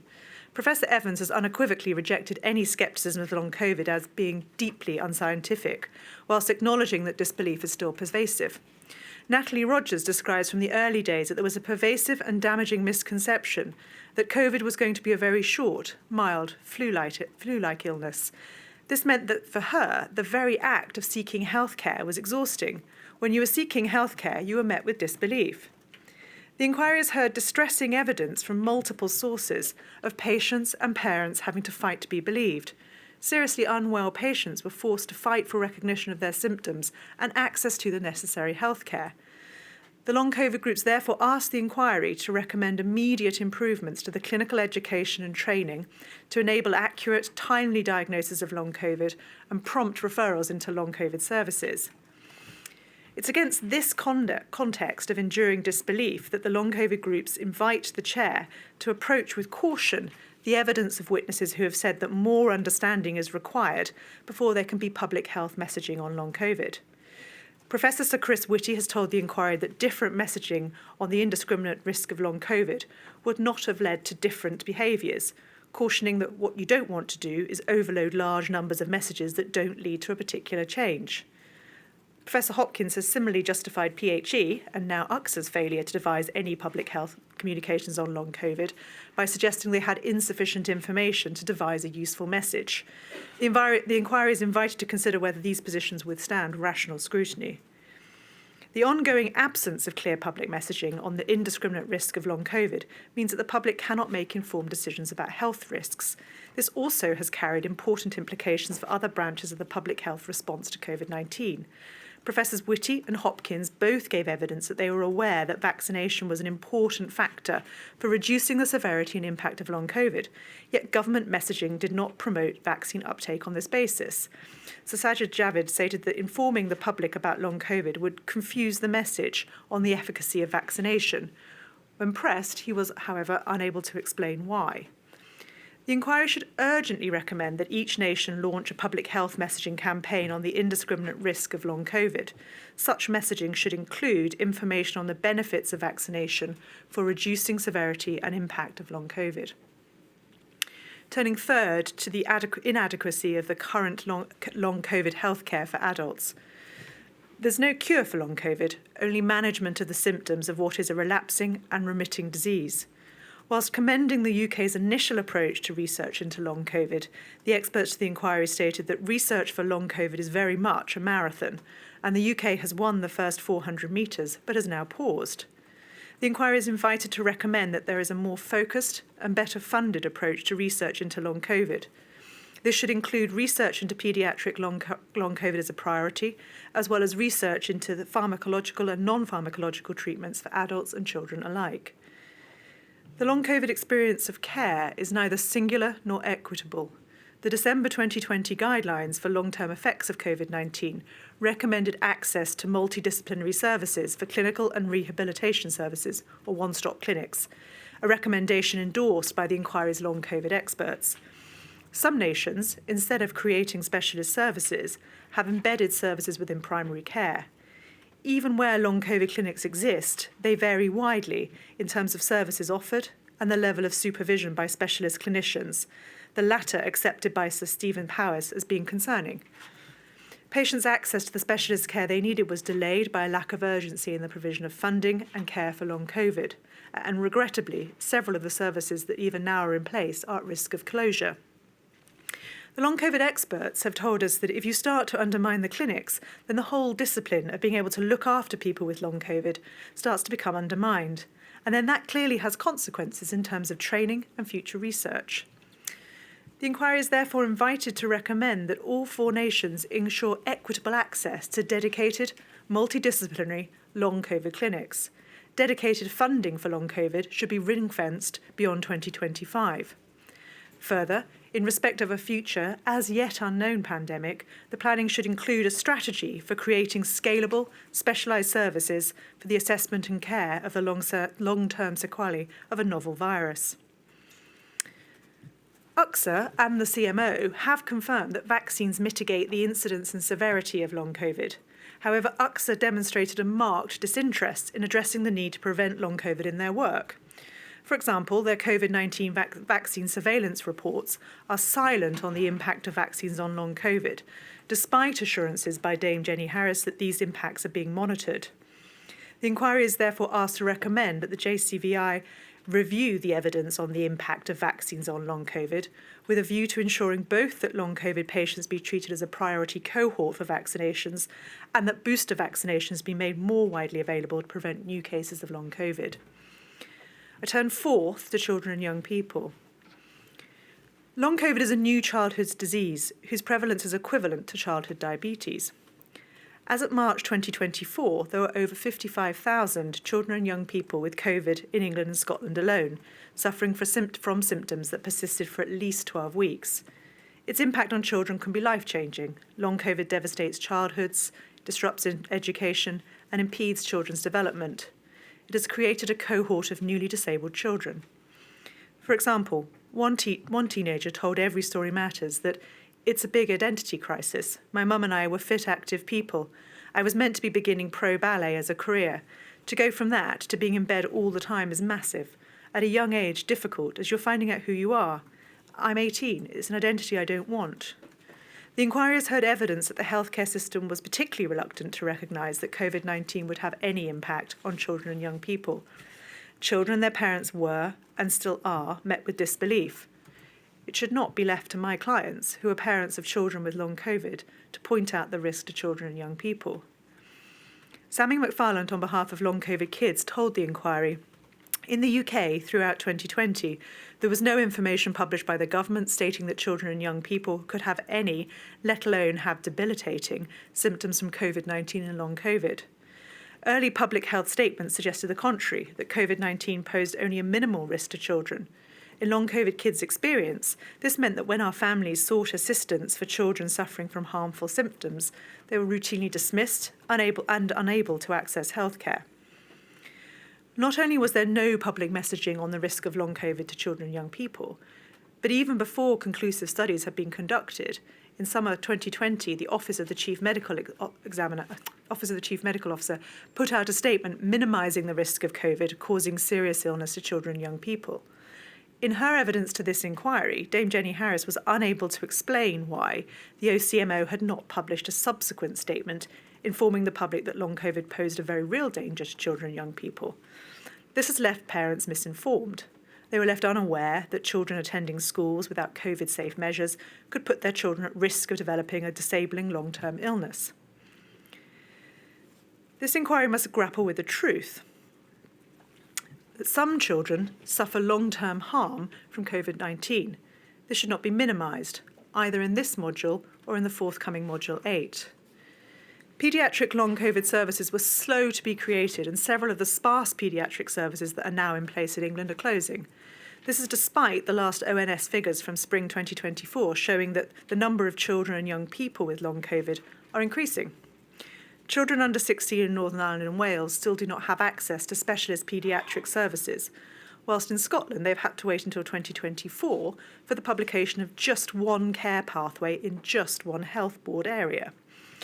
While former First Minister Humza Yousaf fully accepted that the Scottish Government did not move at a quick enough pace, this provides little solace for children in 13 of the 14 health boards in Scotland who remain today still without access to a clinical care pathway, a fact notably omitted in the closing submissions of the Scottish Government yesterday. The inquiry is asked to ensure that the disease burden on children and young people should be recognised without comparison to adults. Children and young people who suffer illness must be heard and listened to. As such, recommendations should ensure that all children and young people with long COVID have access to dedicated, specialist long COVID paediatric services. Clinicians, patients and parents should be informed about long COVID in children and young people through public health campaigns and clinical educational material. I turn fifth, my lady, to the impact of long COVID on healthcare workers. Healthcare workers sacrifice their health, their careers and their livelihoods on the front line. The inquiry is urged to consider healthcare staff in the broader sense, clinical and non-clinical staff, those working for the NHS as well as those privately employed, fixed-term and agency staff, porters, cleaners and administrative staff, all comprise the workforce that sacrifice their own long-term health for the health of the country. The evidence before the inquiry has demonstrated that airborne transmission of COVID-19, the inadequacies of the PPE provided, the limitations of the IPC measures and the high rate of COVID-19 and long COVID are all inextricably linked. By way of example, Nicola Ritchie contracted COVID-19 in the workplace and developed long COVID. She told the inquiry, "I feel the PPE we were given was inadequate to be seeing patients that had COVID." She said, "I felt that we should have been wearing more appropriate PPE, regardless of who we were seeing. At the time, COVID was so unknown, it was a scary time to be working." As to routes of transmission and PPE, the long COVID groups invite the chair to accept the expert evidence of Professor Begg, who stated that by the end of September 2020, at the latest, there was enough evidence to strongly suggest that SARS-CoV-2 could be transmitted via the airborne route. Health Minister after Health Minister has confirmed to the inquiry that they were aware that FFP3 masks provided greater protection than FRSMs. Mr Hancock even described it as obvious. Yet the UK's IPC guidance still doesn't reflect the need for FFP3 masks to combat the airborne nature of SARS-CoV-2's transmission. Further, Mr Hancock gave evidence that levels of stock of PPE dictated the level of protection the IPC guidance recommended. Decision makers should have taken a precautionary approach, informed healthcare workers of the very real risk they faced, and provided suitable PPE. Protection should only ever be dictated by level of risk, not levels of supply. Ventilation measures also remain inadequate in healthcare settings, and risk assessments are still not routinely undertaken. The inquiry must condemn the lack of protection and subsequent support provided to healthcare workers.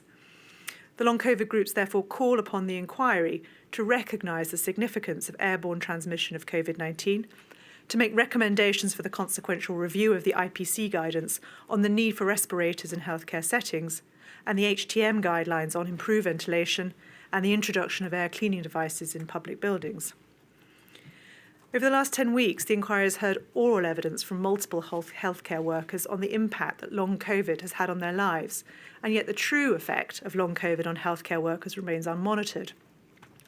Additionally, in the context of a pandemic, REDOR was unfit for purpose and failed to provide workplace protection and accountability. You've heard from the BMA and the TUC this morning, and we endorse those submissions. Healthcare workers who develop long COVID require occupational support. There is an urgent need to provide injury benefit for healthcare workers who are no longer able to work and ensure economic and occupational support is available to assist them in returning to work.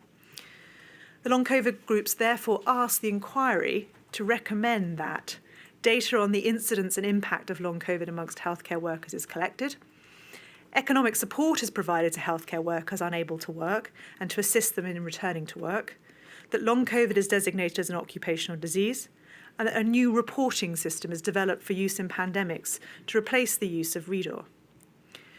I turn sixth to the burden of long COVID not being felt equally across the population. Long COVID has created new health inequalities. It has created a cohort of newly disabled people who are unable to work, study, or live life as they knew it before infection.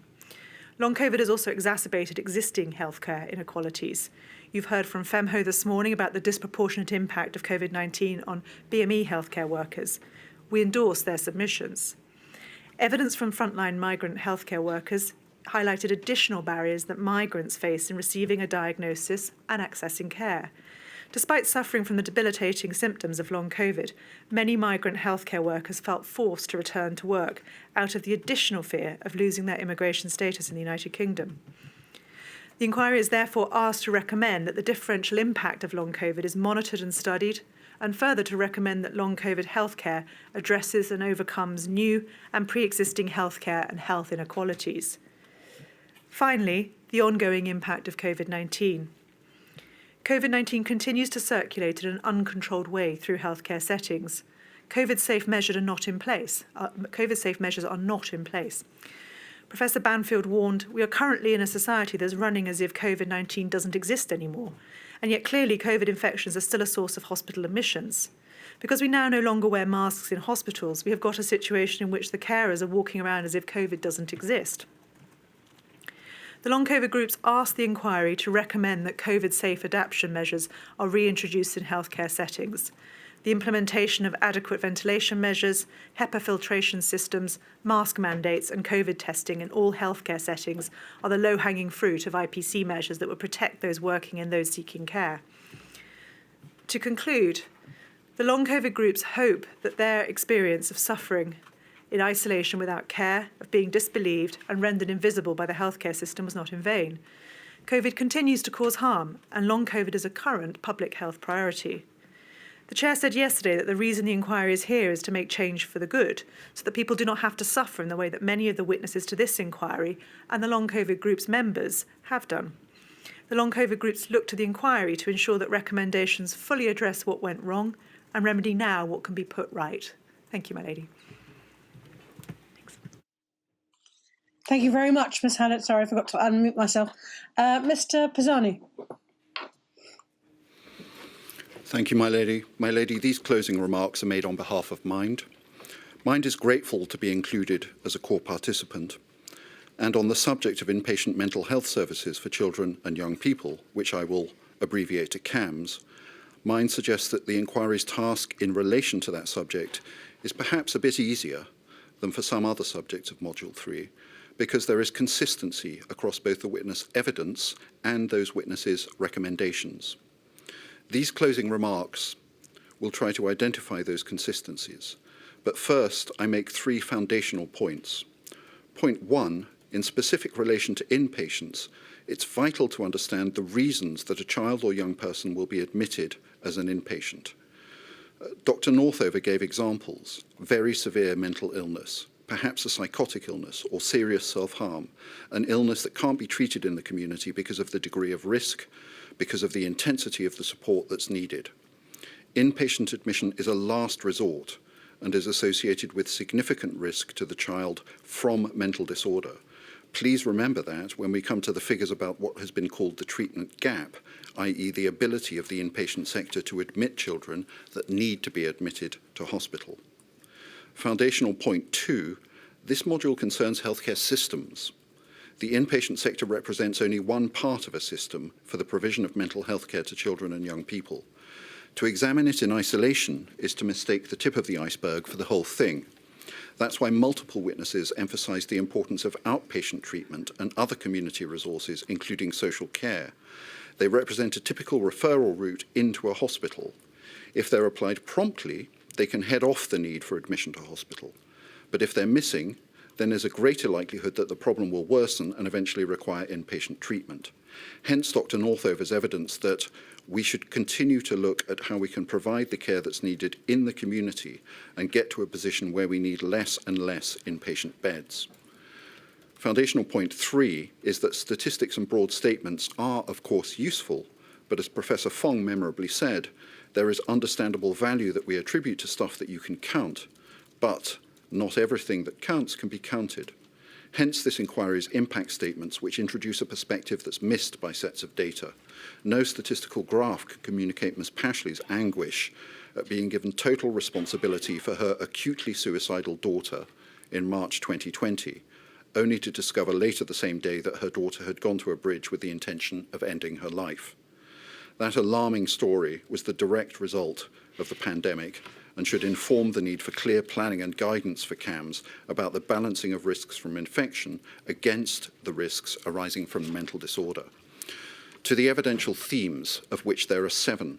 The first theme is that the pandemic undoubtedly had a mental health impact, stemming from the psychological effect of the pandemic and from systemic reactions to it.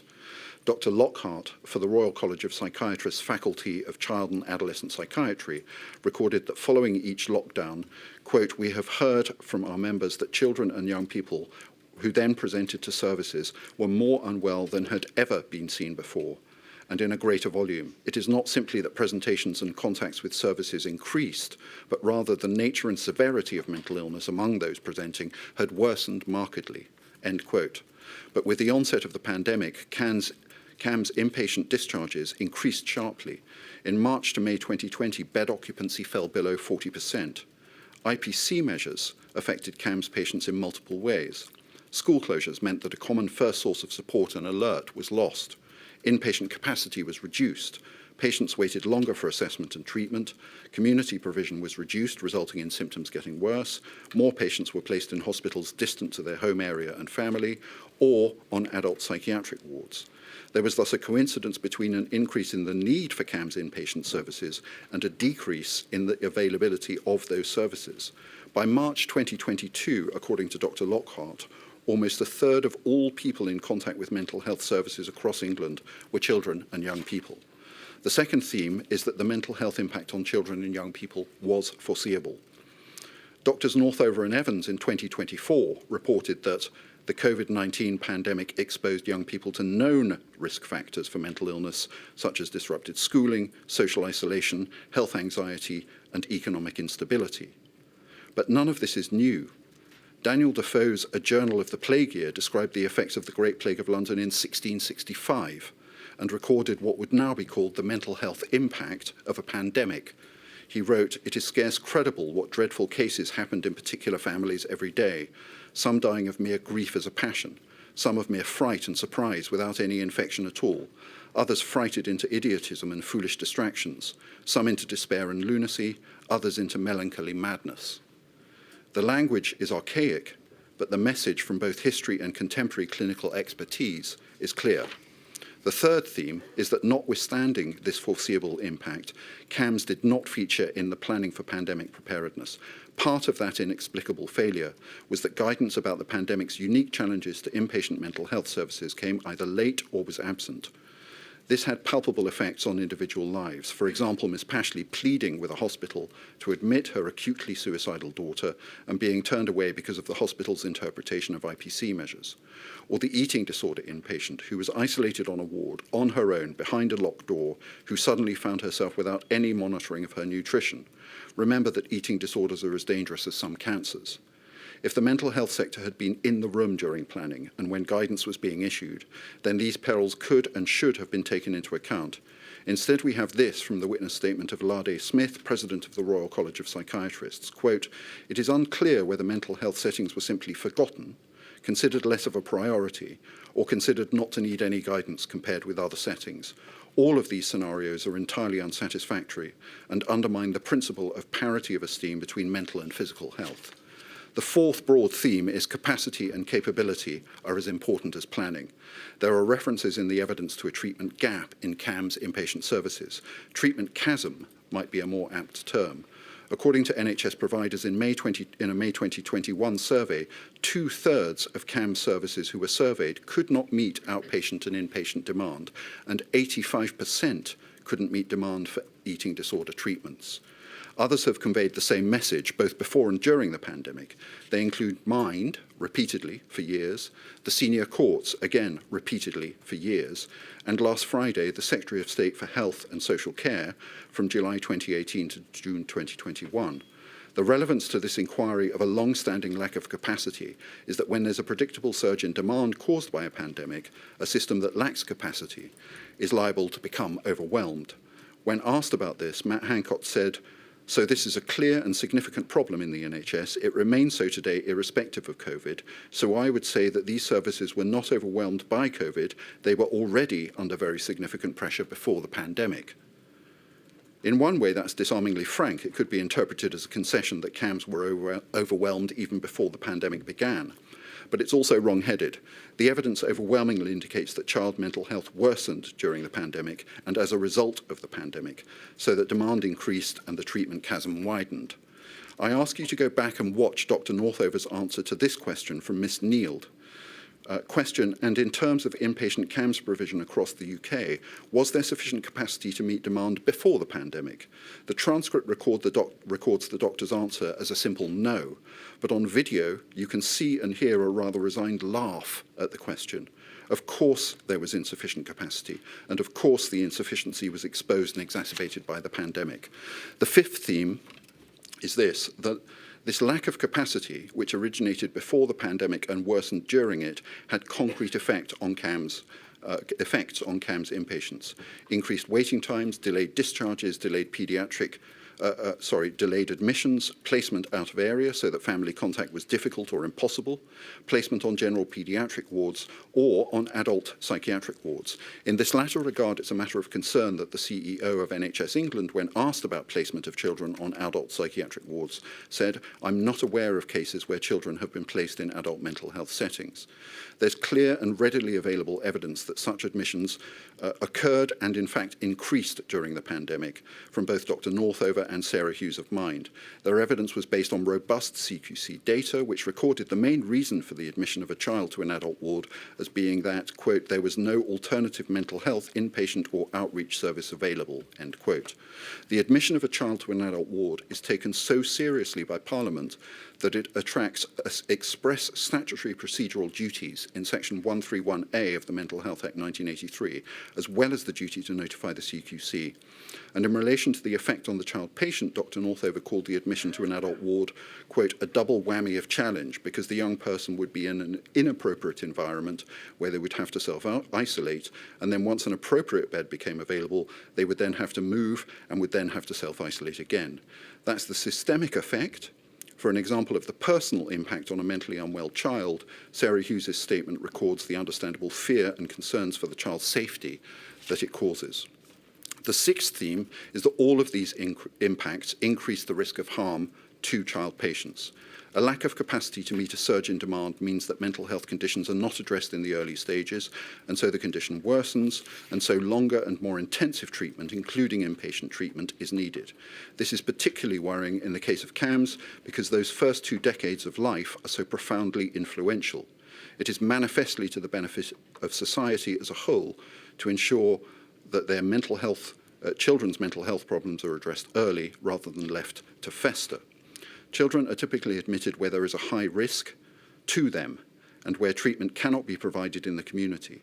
It's so important to remember that the consequence of untreated mental illness can be sudden and catastrophic to the child and to their family. And to the surprise of nobody, the mental health impact on children came down hardest on the most disadvantaged. Doctors Northover and Evans identified a significant rise in the number of admissions from the most deprived areas of the country during the pandemic. They say the pandemic most significantly affected people from deprived areas and worsened health inequalities within CAMHS. Dr. Lockhart says, quote, the impacts of early life exposure to childhood adversity on mental health have been compounded by the pandemic, which has contributed to unemployment, poverty and stress among many families who were already disadvantaged, thereby further increasing socioeconomic inequalities, end quote. Children from a racialised background were hit particularly hard. Dr. Frank Atherton accepted that there was a ladder of inequalities with different steps. He said, so if you're from an ethnic minority group and you are poor, then your risk of damage to both physical and mental well-being is much, much greater. There are layers of inequality which affect people's mental health. I recognise that absolutely. The seventh and final theme is that not all measures devised during the pandemic to address these impacts were successful. In particular, remote contact between children and young people and CAMHS is not a panacea. Several sources of evidence that address the value of remote contact also identified that remote appointments do not work for everybody in every situation, and went on to say that there are particular issues in relation to their use with children and young people. There is a danger here that a hurriedly developed contingency comes to be viewed as an answer to the capacity problem that has beset CAMHS for years. It is at best an incomplete answer and not an alternative to the provision of face-to-face mental health treatment. There is no substitute for adequate capacity. I move on briefly to the recommendations. There are 6 broad recommendations that were repeatedly endorsed by a range of witnesses. They are consistent with the recommendations by Mind CEO Sarah Hughes in her witness statement. The first is for investment in capacity across the board in CAMHS to meet current rising demand and to ensure surge capability in the event of a future pandemic. The second is for forward planning and early CAMHS-specific guidance. The third is for a move away where possible from inpatient admission and towards community treatment, which, where it is possible, will reduce the burden on the inpatient sector. The fourth is a recognition that isolation of a child or a young person on an inpatient ward hinders their therapeutic progress, which is the purpose of their admission. The fifth is for specific consideration to be given to the balance to be struck between A, the risks arising from exposure to a pandemic, and B, the risks to inpatients arising from their mental disorder. It's clear from Ms. Pashley's evidence that that balance was not always achieved. The consequences are potentially catastrophic, and yet according to Dr. Northover's oral evidence, there was no guidance on that vital issue. Sixth, and this one merits just a little more detail, Dr. Northover was as clear as Sarah Hughes that national governments must act to reduce health inequalities before there's a further pandemic. That should include measures to mitigate digital exclusion and promote early support hubs in the community to address the understandable lack of trust in racialised communities in a health sector that has a long history of discriminatory treatment, particularly of black patients. Mind welcomes the current government's acceptance that early support hubs are necessary, but emphasises that if these hubs are to fulfil a hitherto unmet need, particularly for children and young people from socially deprived communities, then their focus must be on mental health support and not simply crime prevention. To conclude, there's now clear evidence that the COVID pandemic had a profound effect on the mental health of the generations that represent this nation's future, and that this nation was simply unable to help many of them. It matters profoundly because mental disorders are seldom fleeting, particularly where they're not treated promptly. Delay treatment of a mental disorder, and the best you can expect is that it'll get worse and last longer. The worst, particularly in the case of eating disorders, is that it will end a young life. My lady, those are Mind's closing remarks. Thank you very much indeed, Ms. Pisani. Mr. Burton, I think you get the last slot of the day. Sorry you come to the very end today.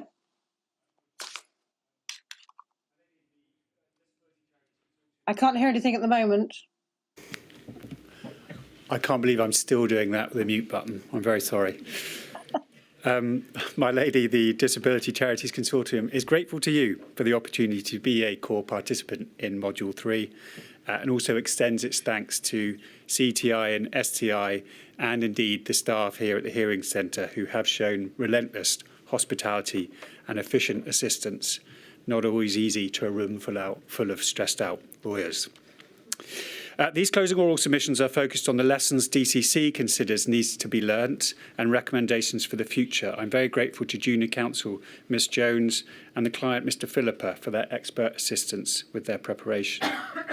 We address 4 topics, my lady. The first is accessible communications. One might speculate with some confidence that were you to ask the average person in the street to identify the most obvious reasonable adjustments, they might say that communications with the public ought to be in a format that we can all understand. And yet, the evidence shows that there was a persistent problem with inaccessible communications, from lockdown announcements all the way through to shielding letters. Matt Stringer, CEO of RINB, highlighted the massive exclusionary impact of this failure. It took highest level interventions by him and other charity bosses to draw the government's attention to it. Professor Powys confirmed that, I quote, compliance with the Accessible Information Standard was generally managed on a sporadic basis, and in particular when specific concerns were raised in respect of particular NHS material. He explained that once confronted with legal action by a visually impaired individual who met the CEV criteria, but only became aware of the shielding letters sometime after they were sent out, the DHSC did amend communications by, I quote again, offering more flexibility. However, even when steps were taken, they were not adequate.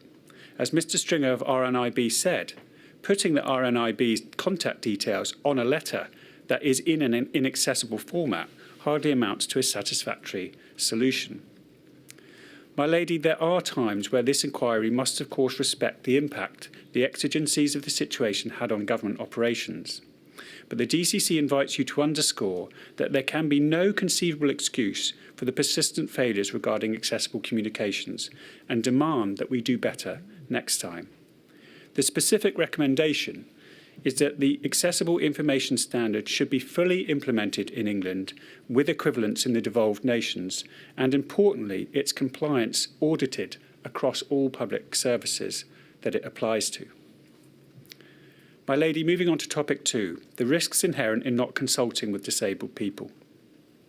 In relation to several important issues, a failure to take modest, practical steps to consult disabled people led to DHSC and NHS outputs being revised only after the event, often with serious adverse consequences for disabled people. The first example is messaging.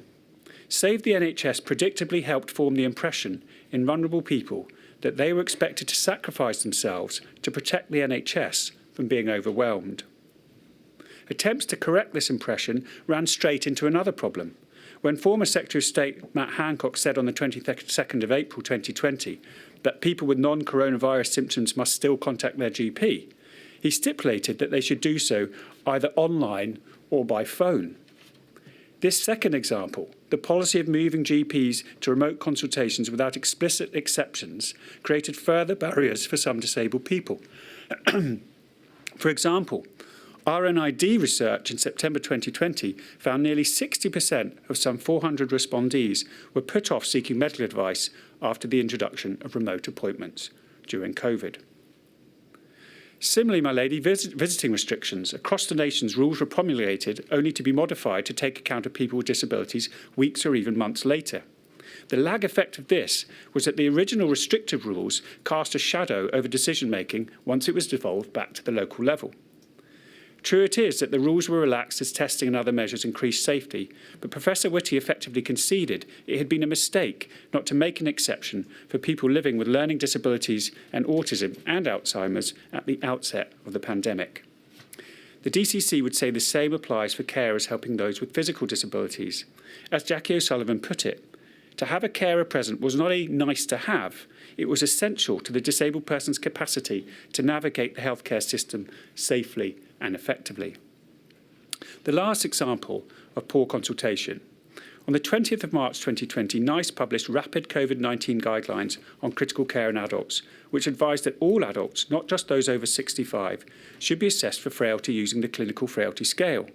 As the inquiry experts explained, importantly, the nature of the indicators used may have overestimated the risk of a poor outcome in people with stable conditions, such as cerebral palsy or learning disability. A higher clinical frailty score may reflect their stable disability and not, as intended, their overall ability to receive treatment. CQC confirmed in its interim report that the use of the CFS was interpreted by some as meaning that disabled people who were not frail but needed assistance would be denied access to critical care.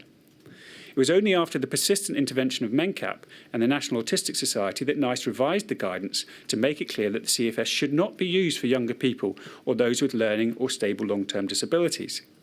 However, while the changes were widely communicated, MENCAP concluded in its report, My Health, My Life, that the original NICE guidance had ongoing damaging consequences, as in GPs had sent letters to care settings implying that people with learning disabilities would not be treated if they went to hospital, and advanced decisions, including using DNA CPR orders, should be made. As Jackie O'Sullivan put it, the genie was out of the bottle, and it was very hard to put it back in. The frustration for MENCAP is palpable from the emails between Mrs O'Sullivan and Paul Crisp at NICE. He claimed the speed of the work had meant an equalities impact assessment could not be done, but Jackie O'Sullivan confirmed to you, my lady, that she would have been happy to look at it, the CFS that is, and would have spotted the problems immediately. After all, during the same week, she had turned around other COVID-19 related government work in a week, or on one occasion even overnight. What the evidence therefore shows is that even at the height of the pandemic, MENCAP and others proved they could constructively engage with the drafting of guidance and suggest improvements for people with disabilities. Therefore, even if formal full-blown EIAs and in-depth consultation with all stakeholders was not always practicable, or as Hamza Youssef said, potentially of limited use, the DCC does not accept that other forms of more limited engagement would not have been possible, even if only, as Mr. Stringer suggested, to get a sense check. The evidence also shows this might have made a real difference in real time on the ground. Moving towards recommendations under this second topic, my lady, as Mr. Stringer also said, pre-pandemic equality considerations had long been neglected and were not embedded in decision-making. This meant decision-makers were operating from a standing start. There was somewhat of an uneven picture in this regard. The Welsh Government was able to engage with established groups like the Disability Equality Forum, and Mr. Youssef gave similar evidence about prior engagements with people with lived experience of disability. It is, however, a matter of very serious regret to the DCC that despite the recommendation by the Equalities Hub in the Cabinet Office that it would improve interventions ahead of the anticipated second wave, the Westminster Government chose not to set up a disabled persons panel. Therefore, our three recommendations on consultation. First, establish a standing body that can provide timely, context-specific reflections on policy, particularly where full consultation or EIAs are not objectively expedient. Whether it's called the Disabled Persons Panel or something else, the important thing is this: no more standing starts. Number two, engage with DPOs and those with lived experience and obtain qualitative alongside quantitative data to help improve interventions. Mr. Youssef's evidence was compelling in that regard. Number three, consider making co-design the default principle, not the exception. Co-production processes will not only improve policy outcomes, but also build stronger, more trusting relationships between the government and disabled communities. Nothing for us without us, my lady. Moving on to topic three, clinical training and guidance regarding escalation of care and national policy regarding rationing in the event of NHS saturation. Both are important, but very different, and should never be conflated or confused. The risk to disabled people is too grave otherwise. My lady, it is clear that there was misuse of DNA CPRs that affected disabled people adversely. This was not surprising. We know it happened before the pandemic. We also know that disablism, conscious or otherwise, was and remains a very real phenomenon in society. But on this, there appears to have been a profound state of national cognitive dissonance. Every witness was unanimous that blanket policies are outrageous. But yet, LEDA research showed that 78% of deaths of learning disabled people in the first wave were in relation to cases where DNA CPR attached to the individual concerned. In addition to this, as the CQC so powerfully described in their report, DNA CPRs are often seen as a proxy for do not treat notices, and confusion reigns about how and for how long a DNA CPR should be applied. Recommendations, my lady. First, full implementation of the CQC's recommendations. Equivalent work in Scotland and Wales to establish and learn from the facts in relation to DNA CPRs. Creation of a single methodology for recording the DNA CPR decision-making process, the RESPECT document or something similar. Finally, training for clinical staff and a public awareness campaign around the misconceptions around disability and quality of life. Now, my lady, the very different other thing under this topic, the rationing tool to be deployed in the event of CRITCON 4. In March 2020, the CMOs commissioned work on such a tool. The inquiry experts explain it as follows.